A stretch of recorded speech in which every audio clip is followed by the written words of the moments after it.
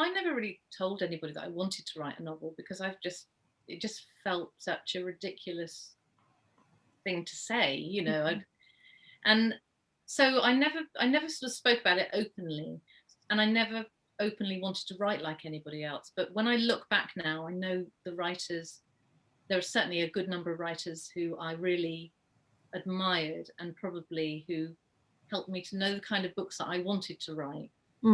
So Ian McEwan's The Cement Garden had a real impact on me actually when I read that, because it was a story, again, dark. It was a dark story, but it was a story about family. And that's the thing I would say, my books are categorized as crime fiction now.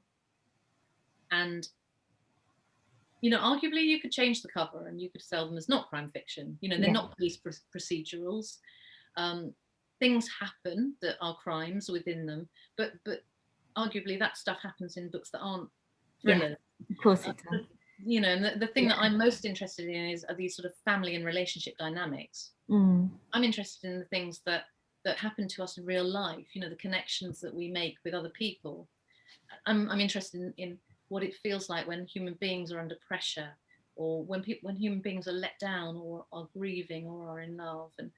And so when I read The Cement Garden, I kind of was really, again, it's a tiny, thin book, but the kind of simmering emotion within the book between the siblings. There's a death, that they lose a parent at the beginning of the book. That's not a spoiler. And they are these, it's in the heat of this heatwave summer, and they are siblings alone.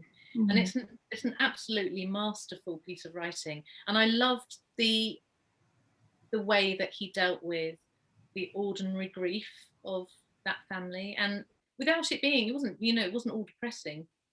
It was, stuff happened in it as well. Stuff still happened. And I loved that kind of that ordinary but unflinching view of family life and the way that the siblings respond to each other. So certainly Ian McEwan, very early on.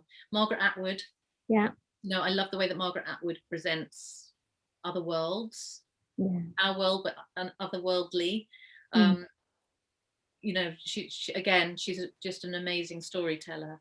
I think, a lot of the Perfume is one of my favorite books. Oh yeah, that's a great one. Absolutely love Perfume. It's right up there for me. I met somebody the other day who said they couldn't stand it. So it's quite a lot of people can't stand it, actually. I think, when I first read it, I read it as a book group, and it was really divisive. But yeah, totally divisive. And that's fascinating to me that your opinions can divide so hugely. For me, the writing in that was just exquisite. The sense of place, the fragrance that came off the page almost.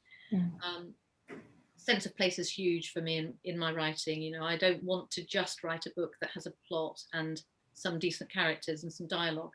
I want the reader to feel like they're in that place. I want them to be able to smell what I can smell in my imagination. And yes, so those things are really important. And Perfume was a big, that played a big role for me.